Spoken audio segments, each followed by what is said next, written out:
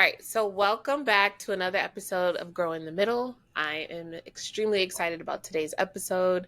I'm talking to JaNielle Walker. JaNielle is the Senior Director of Partnerships at Rework Training, where she plays a pivotal role in bridging together the wealth gap by connecting diverse talent with transformative career opportunities. She has a deep background in strategic partnerships, sales development, and relationship management. Welcome, JaNielle. Thank you for having me. So excited that you're here. Me Um, too. Something that I think is really interesting is JaNielle and I both hate being on camera and Mm-hmm. talking into the camera. So this conversation is near and dear to me because we struggle together.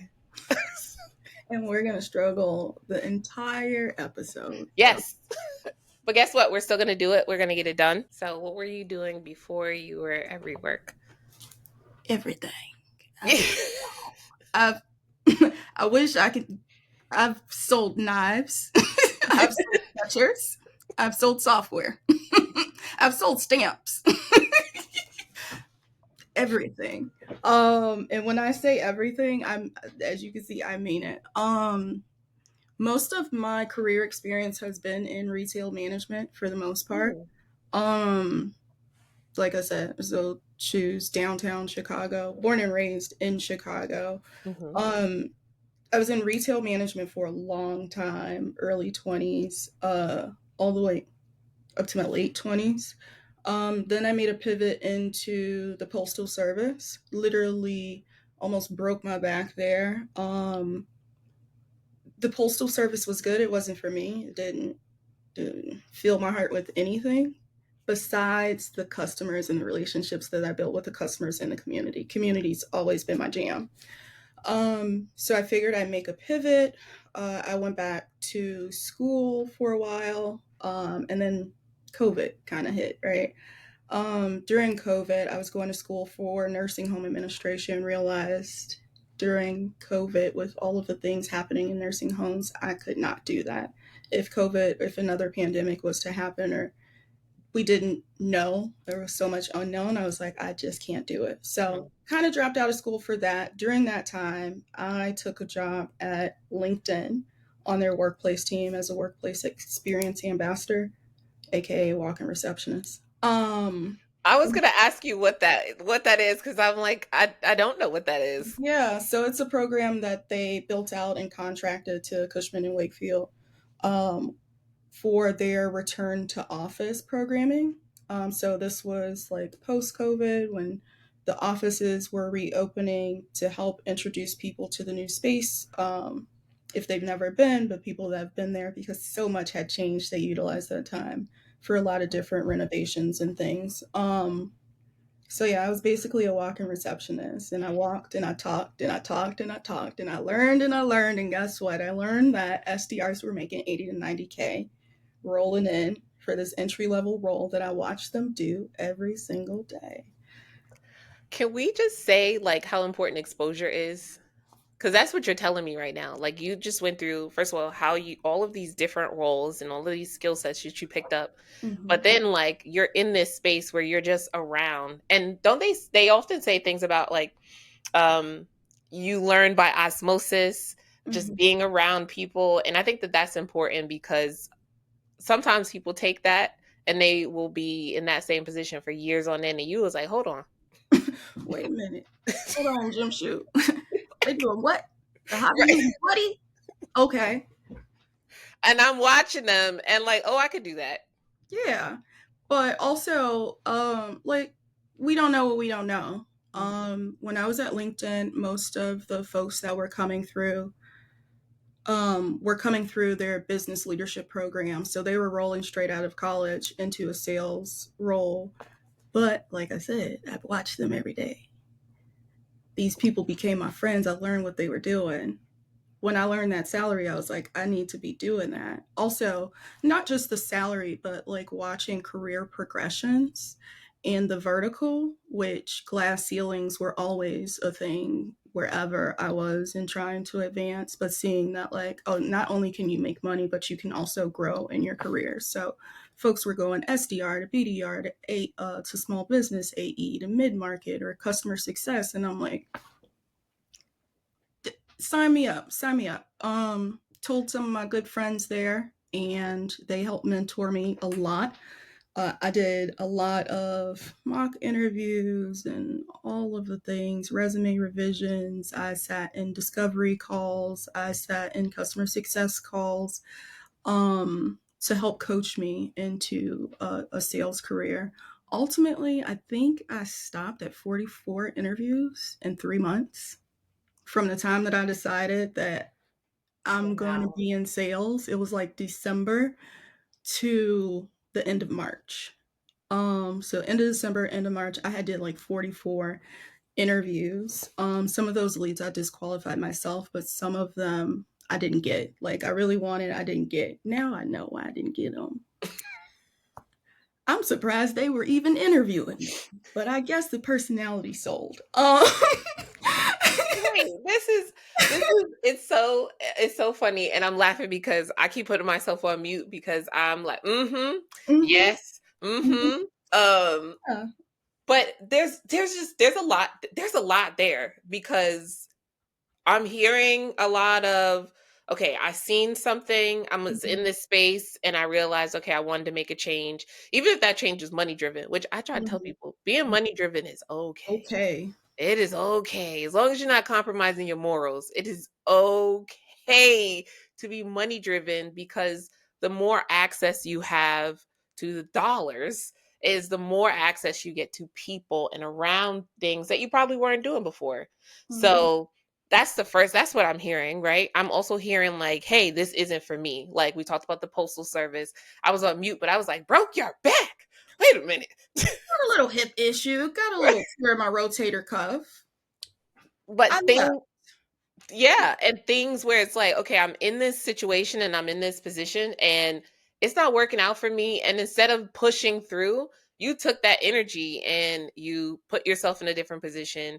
You are like cultivating community, is what I'm hearing. You're Mhm, realizing that, like, okay, in the same, because the post office people over here work 6 days, 10 hours a day. So I don't know if you was doing mhm. that, but that's a lot Yes, of time. And yes, okay, so yes, that's a all of lot. the things. I could work 15 hours Oh in one God. day, and I was working 6 to 7 days a week. It was a whole thing, but again, like, the most important thing I think would be, like, those glass ceilings that Mhm. exist for women, especially women of color that are trying to move up the ladder. If I could have stayed at the postal service, if I could move up and get out of a manual labor role, would I have done that? Yes, but would they give me the opportunity? I was denied entry. And like, you only have to deny me once. Cause I ain't gonna argue with you. I'm gonna update my resume.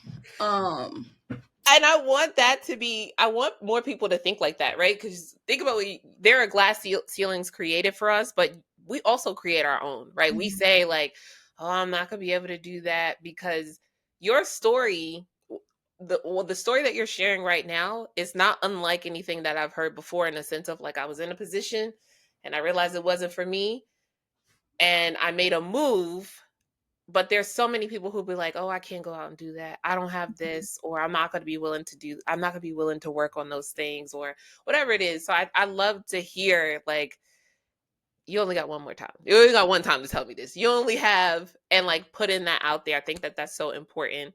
Um, and like just hearing like the different places and spaces that you've been in, and mhm. like having a made up mind, and not saying that it's easy, right? I'm pretty sure it wasn't just like, Oh no, absolutely not.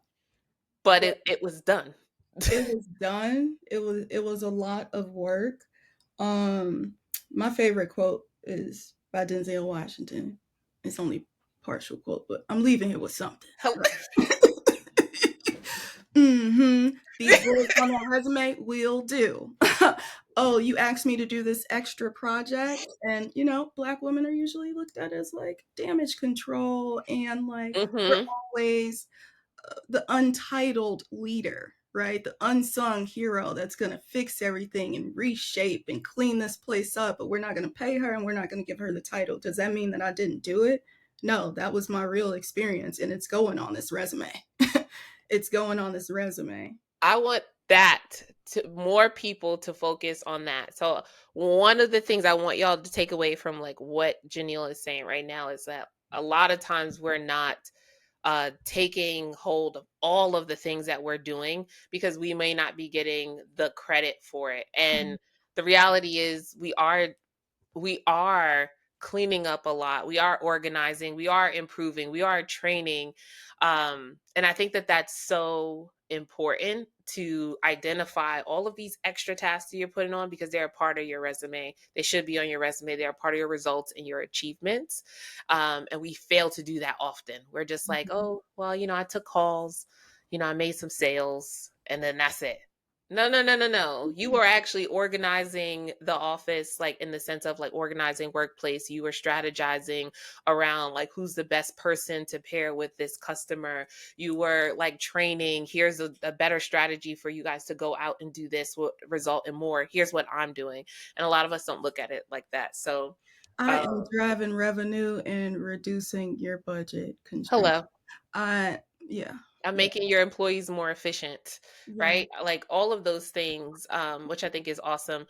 Big question is, and we'll talk a little bit, we'll expand on this more throughout the episode, but how did you stay sane? How did Oh, you I stay didn't. sane? Oh, I crash out queen. I did not stay sane. I needed a lot of support throughout the journey and different pieces of it. So there was a point in time where I didn't work right Mhm, before LinkedIn. I moved back to Chicago for some personal reasons after leaving the post office, like 6 months after I moved back here. And, I got a lot of experience. I can get a job. No, I couldn't.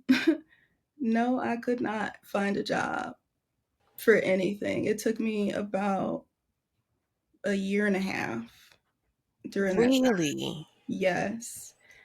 Yes. So, was it easy? No.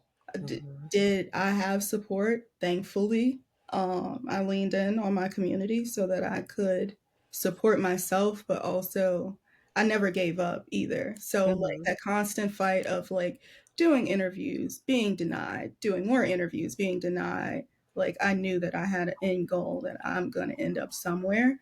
mhm, When it came to me being on the workplace team at LinkedIn, I really wanted to work there.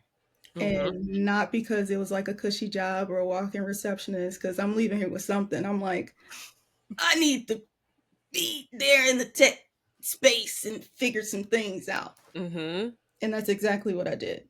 Yeah. And from there, like, I learned so much so fast. I was only at LinkedIn 9 months. Wow. At that Wow. 6 month point, I actually decided to make the pivot.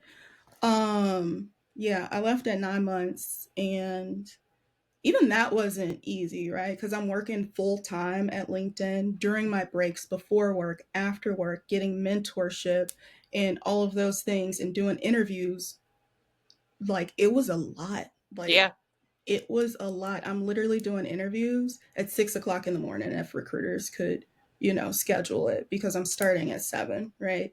Or like reviewing like discovery calls and going over sales methodologies and researching everything at night after work to Mhm. prepare for 2 or 3 interviews the next day. Like, oh, baby, I was crashing out. I was like,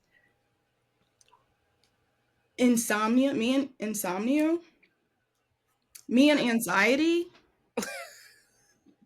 we We're went like together real this. bad. We went together real bad. It was not a easy journey, but I knew that it would be worth it. And when I got into, by the time I actually got into tech, right? Mhm, So, well, let me take it a step back. I did all of those interviews. I wasn't getting anything. The stuff that I was getting, I didn't want it, right? But mhm, also, there was something missing. Someone from LinkedIn referred me to, shout out to Peter Hansen. He referred me to Ben Nesbaum, who is the director of partnerships here at Rework Training, formerly at LinkedIn. He's like, I didn't want to really like, I thought that we could do it without getting you into a program, but Mm-hmm. maybe we should like look into a program because it's something and we don't know what it is. I knew I got there and I figured out that's what it is. That STAR method. Like people were telling me about it and all of the things, but when Shelton went through that first like session on like the STAR method, what it means, how to do it, that Break it it down for us. clicked. I was like, oh, okay. I wasn't bringing my stories full circle. Mm-hmm. Break And it down for us. brevity, What is the STAR method? the STAR method: situation, task, action, results. Mm-hmm. In my Why? head, Mm-hmm. so like people were telling me that from day one when they started helping me and mentoring me. And shout out to those 20 people at LinkedIn that helped me. It takes a village. It really does. Um, People were telling me, and like I got the definition, I got Google, I got all of these things, but I just wasn't getting it. But the way that Shelton broke it down, I was like, oh, okay. I'm just not bringing my stories full circle. So I literally, after that session, I just kept a post-it note that I created with like star and like a circle. I'm like, did I close that gap? And then make sure, like, if I'm not sure, even Mm-hmm. if I am sure that I closed the gap, to inquire if, if I needed to answer any other questions. Did I leave anything out? Did I answer the question? So that was the piece that was missing. And So then go ahead. I want to kind of tie that in together, right? So the STAR method you use, which is a form of a way to excuse me, the STAR method is a way to answer interview questions, and to your point, it's to bring your story full circle, and Mhm. it's to make sure that you highlight the best details and you don't get lost in the details. So if you're engaging in a conversation or they're asking you a difficult question, like tell me about a time that you had a difficult decision to make and something like that. With that breakdown, you're able to like identify quickly, honestly, in 4 to 5 sentences, what's the situation you're in, what's the task that you did, what's the actions, and then what are the results that came from that. And I think that it's really important that you said that that's the thing that was missing, because I think a lot of us, we might have heard it or used it, but we don't like maximize it. And what happens is we are not good at telling our stories. Like Mhm. a lot of us are hard workers, do great work, but we don't know how to articulate it. Myself included sometimes. If you ask me what I've done in my past, I've been practicing so I get a little bit better. But but beforehand it's just like, yeah, I've done a lot. Like how do I talk about it in a way that matters or in a way that people can resonate, that it's relatable to the job description or the what they see day to day. So I think that that's really important that you went into that, because it's like, okay. Yeah, I realized that I wasn't showcasing the impact that I made um, during those experiences, during those behavioral questions. So once I got that, I got offers out of the wazoo. I love Um, yeah, but again, I knew what I wanted. I had my non-negotiables as well. So like I did disqualify some of those opportunities. I didn't burn the relationship, but that. I politely declined those opportunities and kept a relationship with those people. But 7 days after joining Rework, doing that first initial session, Hmm. I interviewed with Asana and had an offer letter at day 10. So, Oh, I love that. yeah. So, I mean, again, I had a lot of practice. I was Mhm. missing, like, people helped me piece it to kind of piecemeal it together in my experience. And, like, the biggest thing for me that helped me, speaking on myself, was Mhm. people telling me what I was good at and Mhm. telling me where I thrived, because like of course I didn't see it that way. I've always been taught to be modest and don't brag about yourself, and like you should do things just because it's the right thing to do. If someone needs help, you support them. Like, yeah, that's all true, Mhm. but at the same time, like I had gotten into a mindset where like I didn't put me first, and what I did as an individual versus like the company initiatives and things like that. So, anywho, they helped me, and I got into Asana, where I was on a great team. Asana Mhm. had early careers program called Asana Up. Mm-hmm. So all of the inbound sales reps from on that team came from like non-traditional backgrounds, either like programs like the one like Rework Training Mm-hmm. or other programs out there, other sales academies, lots of different places, right? But it was like literally a vertical for folks from non-traditional backgrounds.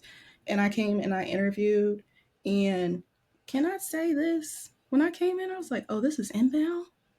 I was so prepared for an outbound role. And Explain I the had difference. so inbound or inbound generated leads, people who raise their hands, who touch the marketing, who submit requests for salespeople to reach out to them. Mm-hmm. Those leads came to us, like people who attended our booths at conferences and things. Mm-hmm. Like those leads came to my team, and we worked those leads. Yes, they were high volume. It was a lot of work. Mm-hmm. Um, But people who said they wanted to be reached out, like they had an interest right. versus your outbound.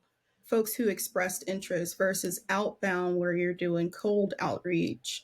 The leads that we had were all warm, if not super hot, right? Gotcha. So once I realized that, because we once I realized that, I Mhm. was like, oh, again, Denzel, I'm leaving here with something Yeah. because let's work this. Let's figure Mhm. this out. Once I mastered the art of like getting through my inbound leads, now I'm networking all day with people in the organization and figuring Mhm. out, oh, like I'm just, looking and for like my next step or getting an idea, and like this is all new to me, and people talk to you, right? So like I Mhm. was utilizing a lot of time to like network, and my manager was also like encouraging, very encouraging, and opened a lot of doors and made a lot of introductions. Shout out to Clark Louie, to people, Mhm. to not only like increase my visibility, but also just so I can figure out what I wanted to do post sales development, because the world is your oyster once you get Agreed. into tech. Agreed. I think that so you hit on a lot of things. I'm just kind of like rounding out all the things that you touched on. Again, community keeps coming back out, right? We've got Mhm. these beautiful shout outs, which I love, because there are people who are doing it completely alone. And there's this mindset of just like, I got to make it, I got to do it by myself. Mhm. And it's just not the way to go about things, right? It's really, really important to make sure that you build community so that you can see what the missing pieces are, right? Had he not connected you to Rework, not to say that you would have never figured it out, but maybe it would have been a lot longer or it would have been a different way, and that fast tracked.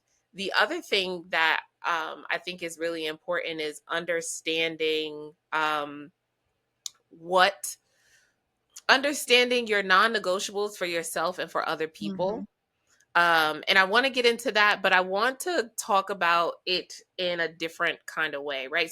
I think non-negotiables are really important, and I definitely want you to touch on that. But I want you to speak to prioritizing yourself when it comes to work and hitting your goals and being successful. So I'll start this by saying I work personally with JaNielle, and JaNielle is a powerhouse, and JaNielle is is just very strong in what she does, and it's very clear from day one.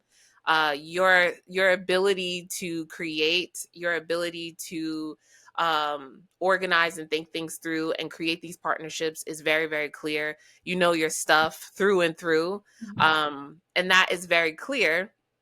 So like, when you watch you, you're like, oh no, she knows her shit. She and the things that you like are working on, you're clear about that, but they don't come across as like, oh, this is a challenge for her. It's just like, hey, I'm working on getting better at this, but you seem strong in that. I say that to say you've had a lot of success, and what feels like a short amount of time, right? Like being able to jump through these different roles. You've absolutely worked for it. How are you feeling about your success right now? Mm. So I told you this, but I recently wrote an article about hypergrowth Mhm. and how do I feel. most people will understand this photo, but the photo from back in the day of Kobe Bryant when he was sitting in the bathroom with the trophy and he kind of was like, Yes. after the championship game and they won, like, that's me. I Mm-hmm. got to like that point, and it's not the first time.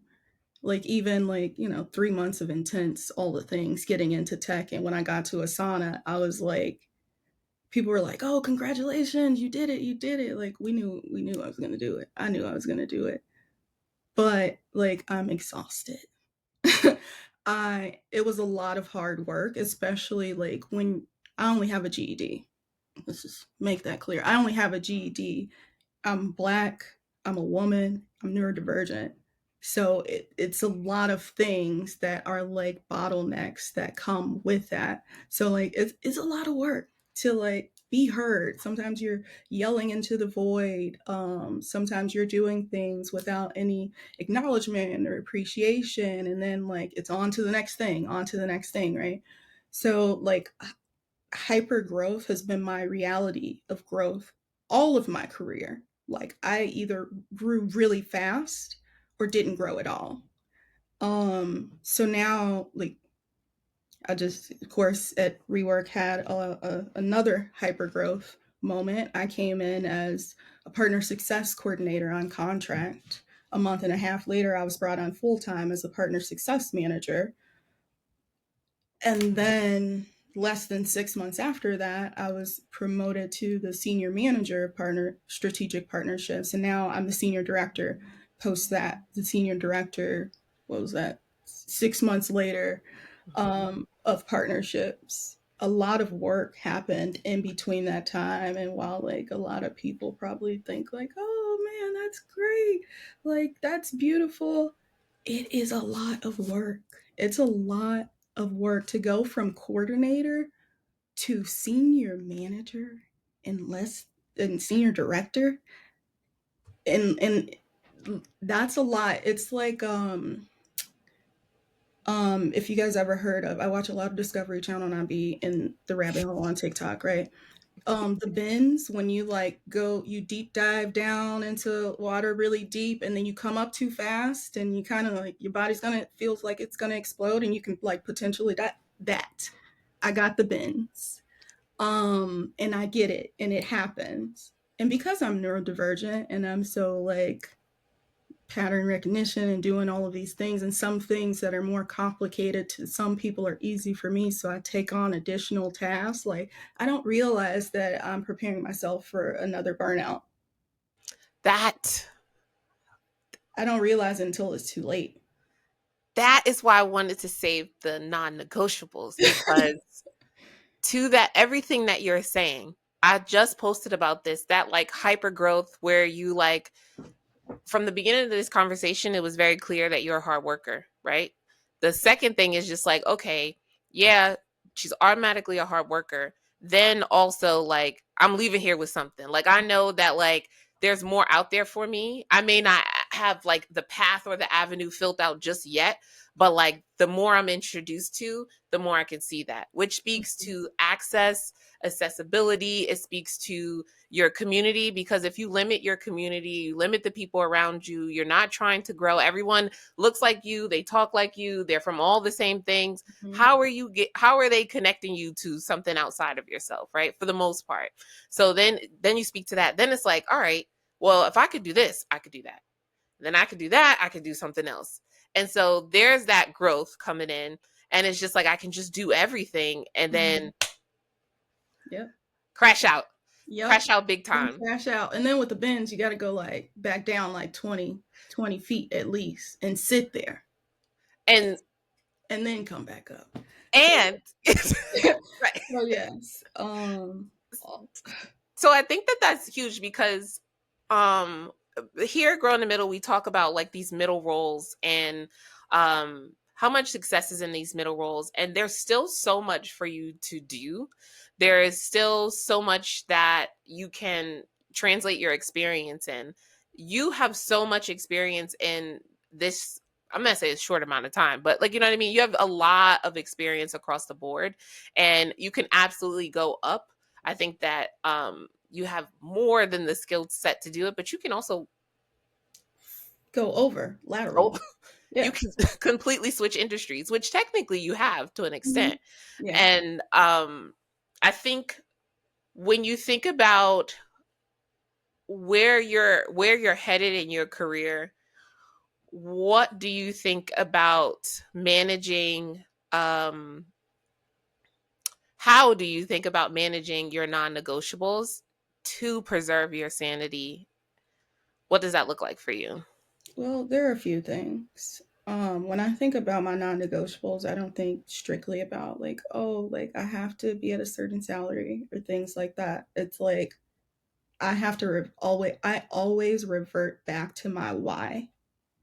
And all those 40, 50,000 people that have heard my why know that like my heart has always moved in social impact. I've always wanted my own nonprofits to support um, youth violence in Chicago as well as veterans in the Chicagoland area. Like those have always been my goals and like what I see my legacy and what it looks like, right? So like when I think non-negotiables, I think about like what's going to serve me and what is like my legacy going to look like. Um, some of the ways that I try to preserve, again, I don't realize it until it's too late sometimes. So I've had to take a break and like figure out like what works for me. Um, one of the things, and shout out again to Peter Hansen, like I just randomly remembered one day when I was in the midst of crashing out. My friend Peter said that he took 1 week off, a straight consecutive week off every quarter, usually at the beginning of the quarter, so Hello. that he can reset. So now, like this year, I'm like, I'm taking a solid week off every quarter because, like, working in nonprofit and like working in social impact, it can burn you out, and then you can have as much unlimited PTO as you can get, right? But we never use it. Right. Which is We I've heard never that way too many times. People have it and never use it. And I'm like, oh no, no, no. I'm Yeah. gonna use it because that burnout is real. There's like there's like the physical burnout, the mental burnout. And I personally think mental burnout is worse than anything. You Yes. can lay down, put some ice on your arm to recover from like you lifting too much. You Mhm. can like massage all that stuff, but the brain, when you like overload your brain consistently, you don't give it time to rest, you don't give yourself time to like just reset, it will tear you down. Mhm. And we have been pushing through that for so long, um because it's just like we got to work, we got to execute, we got to work, we have to execute, we have to build, we Mhm. have to get here, we have to do this thing. And what I'm hearing from you is like you have an idea of like, yeah, I want to have my own nonprofit. My heart moves in social impact, and I want to be able to create a space for people. That is something that I want to get to. But in the meantime, like I have to create the steps to get there Mhm. instead of like stressing that you don't have your nonprofit tomorrow. Yeah. Yeah. So there's no like I don't put a timeline on things. Things should happen organically, but also like that's how a lot of like nonprofits fail. You don't have any experience in the nonprofit sector, which I didn't have any experience in the nonprofit sector. So I I went and I reached out to get experience, and now Hmm. I'm in the thick of it. And am I having a funky good time in this role? Yes, because it again comes naturally to me and all of the things. Hmm. Do I plan on being here for a while? Yeah, I yeah. There are things that I can do here. There are shifts that I can make here. I can make a super big impact, and I want to. Is it my end all be all? No, my legacy is, and that's where my non-negotiable of putting me first. Hmm. When I get to a place where I can do those things and do that nonprofit and be successful in those things, I'll step and do that. But I'm not there just yet. I got too much to learn. and and you're building all of those things, I think, Hmm. now, right? Like you're building all of those different things you'll be able to lean on, so when you Hmm. run your own, like you're pulling directly from these experiences, instead of like jumping in and like, oh, I had like 2 months here, 3 months here. And not to say that it's not possible, but like it's very clear that you know what you're talking about and that you know what you're doing. And it's also very clear that you're learning as you grow. So I think that that is really, really important. Mm-hmm. um, I want to switch gears a little bit and talk a little bit more about how you show up for yourself and in the workplace, especially being neurodivergent. What does that look like for you? How do I manage? First, like I of course I have to advocate for myself all the time, and all the time I have to advocate.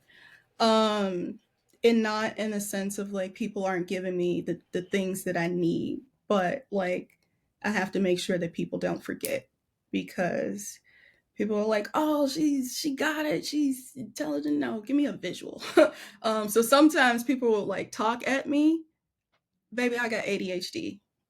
You lost me a long time ago in translation, and just like vocalizing like my needs as a neurodivergent person, but also like taking breaks and completely detaching and disassociating when I need to, which isn't common for me, but forcing that.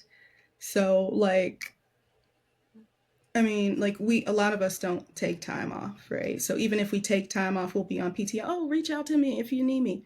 Hi guys, I'm going to be completely offline. I'm actually deleting these apps off of my phone. So if you need something, hit me by 5, baby, because I'm out.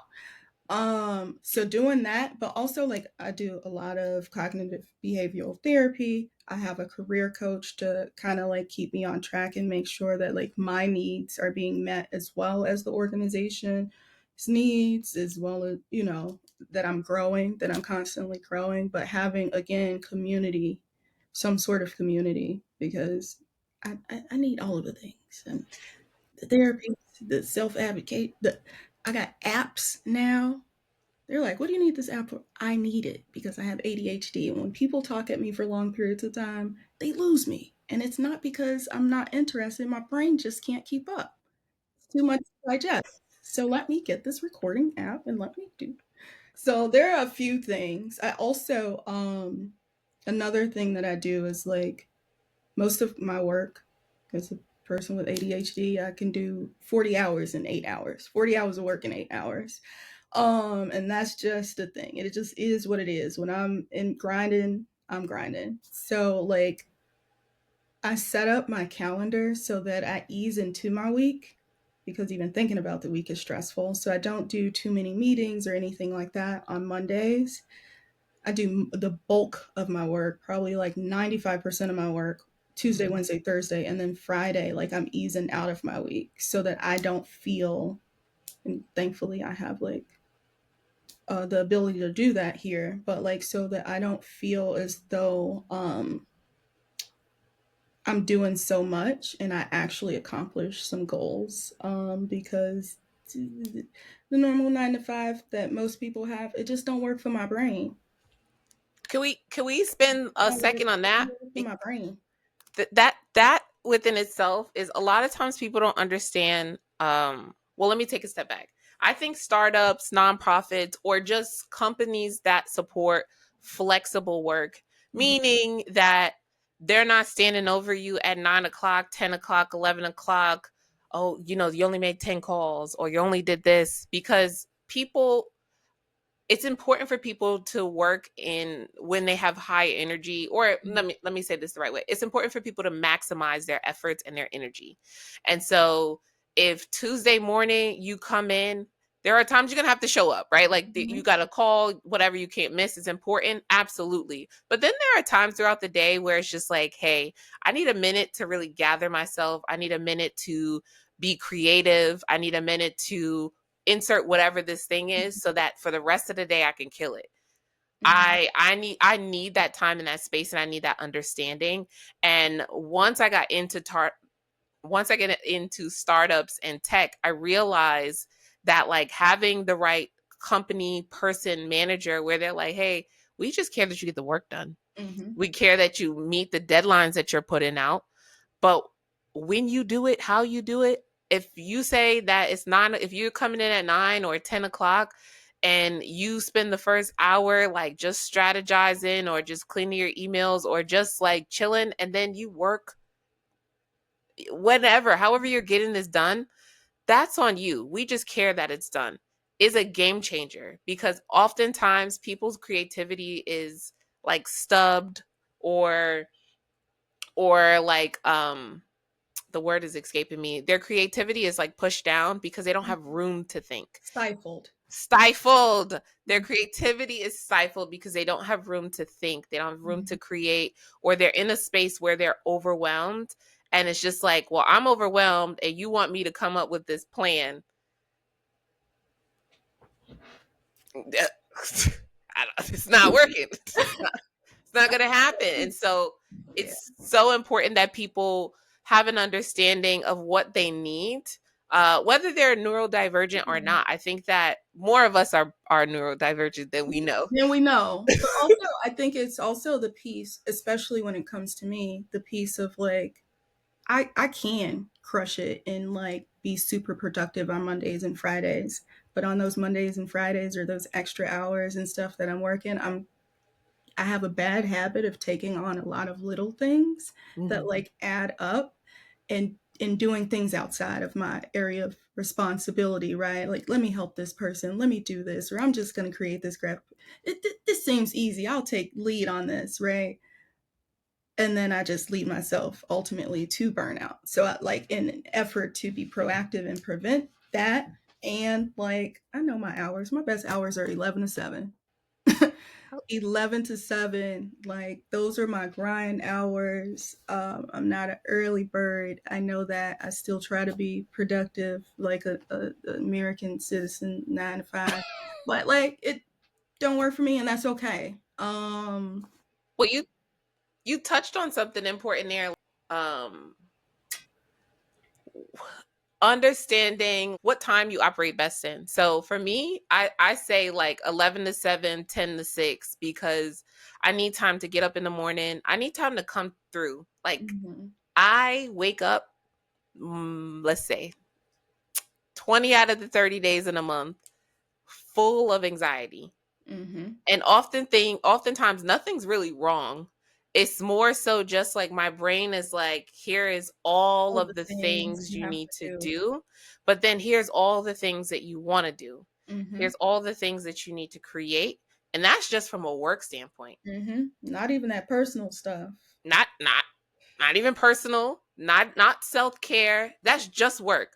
Then we Mhm, throw in the personal, then we throw in the self-care, then we throw in helping mhm. with family and all of these things. And so there are days I wake up and it's just like I'm on 1,000. Yes, And so no, I don't schedule 9 a.m. meetings me because neither. why are we what are Me we doing tonight? Why are we doing that? And But also, so but also, mhm, I like to, and I started this at Asana because I would wake up like that. Like it's 1,000 things for me to do, especially like with the recession and all those things. Like, oh, I got to mhm, make all these calls and do all these things, and I forgot to do this yesterday, and I got to make sure I finish all of these things, right? So every morning when I wake up, I used to wake up, roll out of bed, and get to work. I wake up in the morning and I don't know what it's going to be. I don't know if it's going to be a walk around the block. I don't know if I'm going to go to the park and walk the trail or if I'm just going to sit on the back porch and drink my coffee. But I wake up and the first thing I do is something for me. that that is so important because I want to make sure we're bringing actionable things from this conversation too, which we are. I want to highlight them, right? Coming in and taking time for yourself, for those of you who have any other responsibilities outside of yourself, whether it's a Mhm. dog, a partner, a child, a family member, um, anything else, a house, whatever it is, an apartment, like anything where you have to wake up and tend to something else. Take that moment for yourself and then really think about what are you trying to accomplish for today, right? Mhm. Like, and where your energy is at. Like, you mentioned taking on additional things. If like you might take on additional things Monday, Wednesday, Friday, because it's like, oh, I could do all Yeah, these I things. do it easy. The reality is today today I don't have that energy. So Mariah might be like, hey, JaNielle, I have so and so and so. And instead of offering me help, you might keep it to yourself because you need to preserve that energy. And I think more of us need to understand that. I struggle with that sometimes because I'm like, I could easily just go ahead and help her. As you see, I will easily put something or throw something together, and JaNielle will constantly remind me, but you. Yeah, hey now, aren't you doing all of those other program building things? I don't think this is a priority right now. Let's pin this for later. Or let's see if someone else is available to do this thing. And I do it to you because I wish somebody do it to me. So it's like if I put it out in the air, I have to also practice what I preach, right? Yes. So it's like I'm telling you because nobody's telling me, but like now I have to like Mhm. stand 10 toes on the idea of putting yourself first and Yeah. reprioritizing. And then girl, check your own temperature, see where you are. Yesterday wasn't my day. And I didn't want to be a grouch. And I didn't want to, I didn't like, I didn't even like the idea of how I would show up to work yesterday. Just because, like, personal, professional, like, political, all of the things are happening right now, and my mental health is like I needed a break, and I did absolutely nothing. Rolled around and watched season 11 of Law and Order SVU Which because it's my comfort show, and I needed just a mental break, just because it was so much happening, and I wasn't going to show up as my best self. Um, I love that. I think more people need to acknowledge that. People say it, but they don't really take the time to acknowledge that. Like today, I'm not going to be my best self. And so if you take a minute and like, should I be doing this today? Should I be going out, extending myself? Because oftentimes, you have those days and you push back, you push through everything your body told you not to. And the day is the day from hell. And if you would just go back and say, hey, I'm not going to insert myself into the world mhm, today because I'm going to take a step back. Everybody doesn't always have that option. I do understand that, but I think that there are ways around it, right? Can mhm, you take an extra break? Can you say today, like, hey, I'm not feeling my best today. I need some time to get some things done, whatever that looks like in your situation. mhm, But I think acknowledging it starts with you. yeah. And I think also acknowledging things that trigger you or things that like um how do I want to say this? I think that acknowledging situations that you maybe don't do the best in Mhm. ahead of time is going to be really important. So what I mean by that is for me personally, I am not like a think on my feet type of person. I Yeah, need time to me process stuff. either. Let me sleep on it, literally. I get my Yeah. best ideas and solutions after a good night's rest. Let me Yeah, sleep I on that. I need time to process. Now, not saying I can't spit out something, but Mhm, I need time to really process and noodle on things. And how that's shown up for me in the workplace sometimes is I'll be in a meeting and everybody's like, "Yeah, throwing all these ideas out there." Mind you, you just presented this just now. Just just now. No, I don't even know what it is. I have no idea. Everybody's got all these ideas, and I'm now feeling insecure because I'm just like, well, how the hell are they able to spit out all these things? And mhm. here I am like struggling. So I struggle with this in my professional and personal. it's So it's like every, a lot of people are like, well, why can't we just do this? Like, let's get a long term solution here, but also like let me process all of the things and take in all of the information that was just spit fired at me. right. Please. So on the flip side of that, because I've been in roles where they're like, okay, that's fine. I've been in other roles where you need to make decisive Executive decisions. decisions Yeah. now and with little information. So what I've been doing to overcome that is before the meeting, hey, what are we talking about today? What are we going to talk about? What's your end goal for this meeting? Caveat, I'll say when like the best way to work with me if you're going to have me in meetings is tell me what the meeting's going to be about. Unless it's just a one-to-one where we're like shooting the shit or we're Mhm. just like, checking in. Tell me what the meeting is going to be about, what you plan to do in the meeting, what your goal is. If it's a brainstorming session, I want to basically come up with some ideas for our new workshop. That's all I want out of this, right? I don't even need execution. I just want that.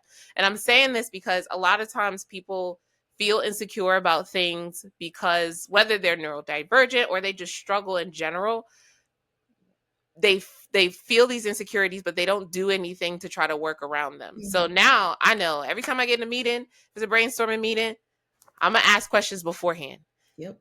And then now that we have ChatGPT and all the other AIs, I'm going to if still I come away from you and I'm like, okay, I know JaNielle wants to build a resume workshop, and I know this is what she wants to end with. If I am not the juices are not flowing, hey, what are some of the things I need to think about for JaNielle's resume workshop? Yep. Take those bullet points. I'm now in the meeting. Oh, you know, we need to think about these 3 things. Now I feel like a rock star. Yes. Yeah. How do you fill in those blanks? So that's how it's shown up for me. What are some other ways that being neurodivergent or just needing extra time has like shown up for you in the workplace or things that you've struggled with? Um, so kind of like piggybacking off of what you said, like I need an agenda. I need an agenda Mhm. before the call, not during the call, if you actually want this to be productive. And even if you don't have an agenda, let's have Mhm. an objective. Mhm. We don't have to have a full dissected outline of an agenda here, but like having an objective Mhm. would help me pre-process. But also sometimes my name been in and I ain't in it. Um, why you add me to that meeting? And I This has nothing to do it's with not in me. my area of responsibility sometimes, but being the person that is solutions oriented, I found myself in a lot of meetings and utilizing a lot of my energy um taking calls that had nothing to do with me. So sometimes it's like redirecting or Mhm. a lot of redirecting, right? And Mhm. sometimes it's okay to say no. I've had to learn the art and master the art of saying no, because whether it doesn't fall into my area of responsibility or if we have other pressing priorities that I need to Mhm. address, I've had to learn how to politely say no. AKA, my Mhm. name been in and I ain't in it. I ain't got time. Sorry. Sorry. Ain't nobody got time for that right now. Yeah. And thank you, Chat GPT, because being that neurodivergent person, sometimes I'm tone deaf. Mm. And sometimes, like, I'll say something, it'll come across as like very stern, very assertive. When that's not it, I'm just kind of straight to the point. It's especially when I have like a lot on my plate, right? So I have to run those things through ChatGPT. I need to cut them a check. I feel like I owe them some money, and I'm like, can you They make don't need no more money. this Mm-mm. message? Can you make this message upbeat, enthusiastic? Da da da da. Put in all those prompts to kind of like fix my messaging so I don't sound like right. But also keep it assertive as of like it's not Mhm. a priority for me right now. Let's hold that till next quarter um, or get somebody else to do it.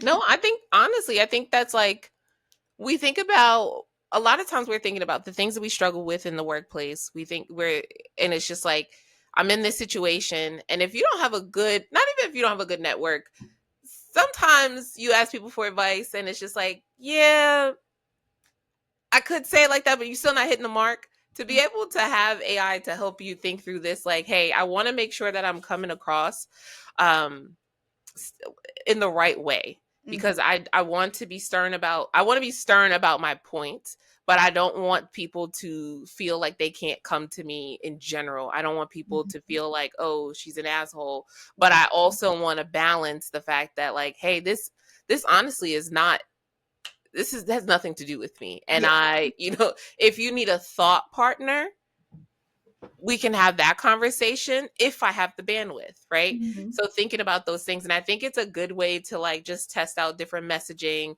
to practice when you can't always hear it for yourself, because Mhm. oftentimes I'll run things through there because I'm like, am I being an asshole? Am I being too Is soft? this, how does this sound? Is this too aggressive? Is a lot the characteristic that a lot of people coin me as, like growing up. Like, I'm aggressive, I'm an asshole, I'm this, I'm that, because like I said no, but I Mhm. realized later down the line, like I'm a little more rigid and also a little tone deaf in social situations. So like it might be me just telling my truth of like, no, and this is why, but it might come across harsh to somebody, especially somebody that's asking for support, right? So I'm Mhm. like, I had to figure it out. And a lot of times I did that through scripting. Mm. I scripted a lot throughout my life, didn't know that that had a name to it, but like I always said that back in the day, I said I was a visual learner. Like I would take bits and pieces of what other people say when they do certain things, whether it's sales or like declining a meeting or asking for clarity and things like that. Because when I said it, they was like, "Who is this bitch? Who does this bitch think she is?" Or why, like, or why is she so like harsh or like, and Mhm. or abrasive, and it's not that, it's just like, if I can use 5 words to say what I gotta say, I'm using 5 words, and like I wasn't good at the fluff piece. So I have too much fluff. Way too much fluff. Too much fluff, too many words. Too many words, and that is some, so like I'm trying to do the opposite of like, I'm trying to get to more of essentially where you are. I want to say things at less words. I Mhm. want to be a little bit more stern about things, and I don't want it to be, I don't want to be in a position where I'm forced to be stern. I like, sometimes I, especially in the work that we do, like we're helping tons and tons of people. And if people can't help themselves, you need to be able to walk away from them. Uh, Sometimes politely, sometimes a little bit more stern, and really get the message through. So that's some of the ways that I've been using it. But going back to what you said earlier, as far as scripting, I've also used it to um piece together, I guess, to make sure I'm making my point. Mhm. Like I'll put an email in, or I'll put like a speech in or something. It's like, okay, what did you take away from this? Mhm. And I think that's something that a lot of people need to practice. If you are, a lot of times people will tell me like, oh, I'm trying to get promoted, I'm trying to go up for this role, or I'm trying to insert whatever the thing is. These are the things that I'm saying. And it's like, but you're not articulating that. Like you're Right. not you're not telling me in any way, When did shape, or you say form. that? Like, when when did you say when that? did you say that that's what you want to do? So I think that utilizing these things to practice, and Mhm. understanding that um neurodivergent all oftentimes helps. It may not seem like it, but a lot of times it helps people Mhm. more than it hurts them, once they understand how to, how they operate Yeah. internally. Yeah. Because all of those things that they considered like people, not me myself, I was living my best life. I don't know, uh, living my best life, but like a lot of people saw those things as like flaws in my character and things like that. And I went to therapy because I want to show up. I went to therapy for how many weeks in a year? 52. 52 weeks straight, trying to change these things about myself. This was before I was diagnosed. Change these things about myself because other people viewed them as like flaws in my character. Hmm. And I wanted to show up better, not for everybody, but like for family and like for my coworkers. I knew that it was going to be like a struggle to try to do it because it wasn't natural to me, but I was trying and it wasn't working. And I was trying and it wasn't working. And 6 months later, bada boom. Well, girl, you're exhibiting some autistic traits and a lot of ADHD. So that might be why you're not showing up at like social standards, right? So it's like I was working on that. I couldn't get it. So now I have to like figure out me, all of me. all of the things that people said were like flaws, I realized like those are symptoms. Those aren't Mm-hmm. flaws, those are symptoms. But also like how I internally operate, like going back to that STAR method and interviewing and things, like during that process of doing all of those interviews and talking about myself and other people telling me what I'm good at, like I figured myself out. I'm like, I'm good at building programs, processes. I'm good at like organizing, project management, things like that. Like I figured out a lot of things about myself and like what kicks my dopamine and what doesn't. Um, and when I'm getting lost in the sauce, what I need to do in order to get my head back in the game, which is usually take a break. Mm-hmm. Um, and like what will never ever see the best version of me. Like some things just I just can't get jiggy with it. And that's okay. Like I can figure out some way to get support, but I did spend a lot of time trying to fix things that I couldn't change, and now I'm just adjusting and providing myself accommodations, figuring out what those accommodations are. Like I said, AI has helped me a lot over the past couple of years, but also community has helped me a lot because when you tell people what you're going through, like there are other people that are going through it. I never knew I had so many friends with ADHD. Hello. I never knew I had so many friends on the spectrum. Yeah, seriously, because That's people are afraid to share those things when in reality, we've kikied about it a lot because a it's just lot. like this is the reality of it is like you hear people put a label on it as if you can't be successful, you can't get things Mhm. through, you can't try new things, and none of that stuff is true. And even in what you're saying about you spent a year essentially trying to fix yourself, and the reality there's nothing wrong with you. You operate differently, but so what? You operate differently, and now you have to learn you have to unpack your system, right? Like what Mhm. is going to make me tick, what's going to make me like burn out quickly. Once you learn those things, that's how you become successful in your own right.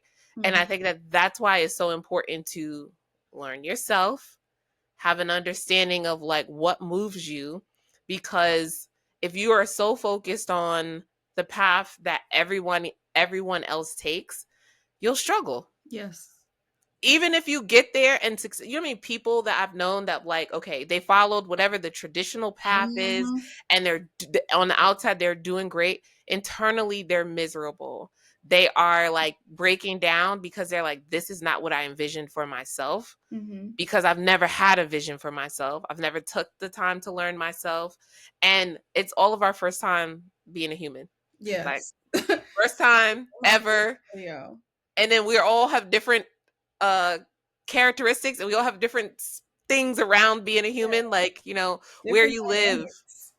They're very very different dynamics. So I think that overall, I want people to stop not labeling yourself, because I don't think there's anything wrong with labeling yourself. I want people to stop making absolute statements about their Mhm. abilities. Mhm. I Mhm. can't Mhm. do this, because it's not true. Mhm. So you don't want to. You don't want to learn how. You don't want to adjust, and you also don't have to do it the way JaNielle did it, Mariah did it. Yeah, that piece, and that piece is key because Mm-hmm. I can't I can't do everything like everyone else does it because like the way that my brain works, I have to know like the entire picture or get a visualization in my head of like the entire picture, the starting point, end point, and like how are we going to measure success of this before I can start? Because it takes so much energy for me to do any simple task, the simplest of tasks, or like running Mm-hmm. through my head. Let me go walk to the bathroom, wash my hands, brush my teeth, wash my face. Then I'm going to go get my coffee, but I'm not going to make the coffee. I'm just going to get it out the pantry so that when I go downstairs and put the laundry in the washer, that I come back up and my coffee is ready. Everything takes a lot. Every single task, everything is a task for me, and it can be like the biggest, like the project is starting my day, right? So like for me to not know everything, because it's like, can I make this a little more efficient, or like I got to figure out a way that I can do this and not like drop the ball on it because like it's too many steps involved in here. Can I consolidate this some do I have to do this? Is this a high priority for me to do this? Or can we take this piece out and I still do it? And I had to like figure that out, a lot of that, because every little thing is a big thing in my head, whilst other people are like not realizing that. And that comes back to me like advocating for myself. That's a part of my Mhm. advocation of like, can you tell me the entire picture? Can you tell me the objective? Can you tell me how we're going to measure success on this so that I make sure that I'm hitting all the milestones for us to complete it? Because a lot of things in my personal life, my professional life, yeah, I have to be on my P's and Q's. My personal life is in the gutter. Um, Oh. because like I start things that are like small initiatives, but I can't finish them. I can only like conserve my energy. Either a lot going on at work, I'm conserve my energy for work. A lot going on personal, which one I'm attend to, right? The work pay my bills. So, So I have two more questions, but I want you just made me add on another one because how are you planning to manage that? Because that can't be the goal forever. So mhm. when you think about creating balance in your personal and your professional life, what does that look like? Or Yeah, harmony, because balance isn't real. yeah, harmony, right? So it's a lot of the things that I mentioned before, but it's mostly creating repeatable processes for me. Hmm. Um, that is one thing that like helps me significantly, so I don't have to Hmm. think about things from start to finish. But again, on that like ease into my week, ease out of my week, taking them days off when I need to take those days off when I don't show up as my best self, and forcing myself to take time off too, not just like when I'm in the thick of it, but like that quarterly DTO, I guess we can call it, dedicated. Hmm. But doing that, but also just taking time for me, sticking to my goals. I still have a career coach. I still go to therapy every 2 weeks. I have other people that hold me accountable in my Hmm. personal life now that I Hmm. didn't have, or I didn't utilize them for those things before, but like to keep me accountable to make sure that both things can be true. I can thrive in my personal as well as my professional, but I mean, sometimes the scales shift. Like Yeah. this political climate, the scale got to shift because Yeah. I got to focus on work because got to do all these things Yeah. and all these changes. But it depends. Like I try to be proactive about like making sure that both things are true and I'm elevating in personal and professional. But sometimes it gets sticky. Yeah. It gets sticky. I think the art of like trying is really important, and then changing up, um, like when you changing up what you're gonna do to improve this. Hmm. What's something that you wish you knew earlier? Um, something I wish I knew earlier. I wish I would have under promise and over delivered versus over promising, because so now my theme for this year is under promise over deliver, because I need a contingency plan. Even if my goal is this high, we're going to set the bar here, because we don't know what's going to happen. We People change, the climate changes, the industry changes, politics, the presidents change. Yeah. Mhm. What it sounds like is a CYA plan, and I think like you cover your own ass, right? And I think that oftentimes, when I love the term under promise and over deliver, and I think it gets a bad rep sometimes because people are like, "Well, you're not working to the best of your ability, and you're not." The reality is that you have decided like here's what you're asking of me, versus like in your brain you're thinking like, oh, I could kill this 10 times over, I can create this big thing, but here's what you actually need, so I'm going to do those things. And I'm going to promise you this. I might create a masterpiece, but I'm going to promise you this, and it meets your needs. But that exceptional work, if I have the energy and time to do it, or whatever it is, or that contingency plan I need to create, I'll do that. But I'm not giving you all the milk and cookies. Like, I'm just not giving you the whole cabinet. I'm gonna wait this out. Ain't no more. Cause you're gonna run me dry. That's really what's gonna happen. And Like it's I'm like, gonna run myself dry. yeah, I'm gonna run myself dry, and that's that's that. out in And public. I think, if I think about a better analogy for under promise and over deliver than what I just gave, is more of like, oftentimes you think about your response rate. I think Mhm. about emails. I think about calls. If you're always available, if you're always ready to go, like, so if I email you right now and it's Mhm. 7 o'clock at night and you respond to me immediately, I'm gonna keep doing that. Oh, You've now promised me that, like, this is your response. I think overall, when I think of under promising and over delivering, it still includes you doing your best work, but it means that you don't always have to go the extra mile all mhm. the time, every time, because sometimes people won't appreciate it.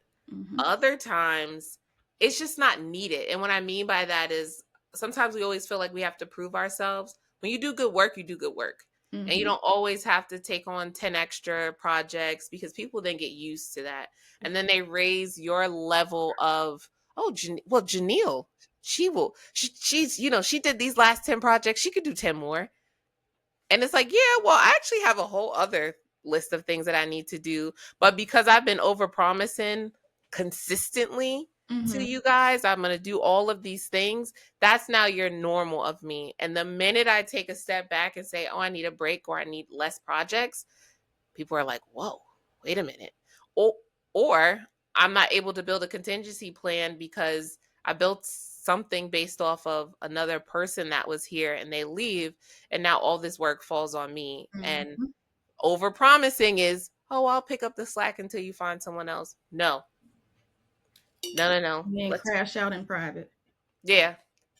So no, I think that is super helpful. Another thing is that I wish I would have known before. Some people don't deserve you as an employee. They don't Oh, deserve your work ethic, and I think that a lot more. That's why it's so important. If like I take away all the things from this conversation, it's the theme is really to understand who you are, essentially how you operate, mhm. what works best for you, where your relationship situations that you're going to thrive in, workplaces that you're going to thrive in, the community that you need behind you. This is all of the things that you're essentially saying, to learn who you are, learn how you operate to the best of your ability. So Mhm. now, once you have an understanding of that, if you're placed in a space that just doesn't match any of those things and you're struggling, well, yeah, duh, Mhm. because you haven't, you're not fine, you're not optimizing your space and your places, and then going working with people who don't deserve your effort, your work ethics, like all the things that you're willing to do for a team, for a company. You're gonna crash, right? You're gonna crash. You're gonna struggle with those people. And I think that that's a lot of what people don't do. Figure out like what's best for them.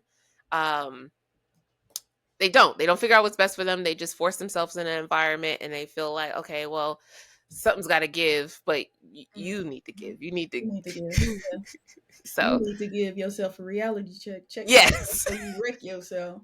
Yes. Yeah. So no, I love that. Well, Yeah. thank you. I really appreciate this.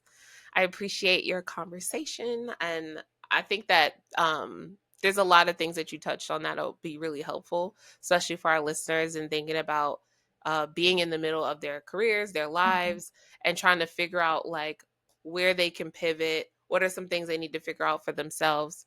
Some people might have found out that they got a little spiciness, brain spiciness, and like how to work around that, because you can absolutely, like I said, you can absolutely be successful. Your career so far has spoke Mhm. for itself. Your work ethic speaks for itself.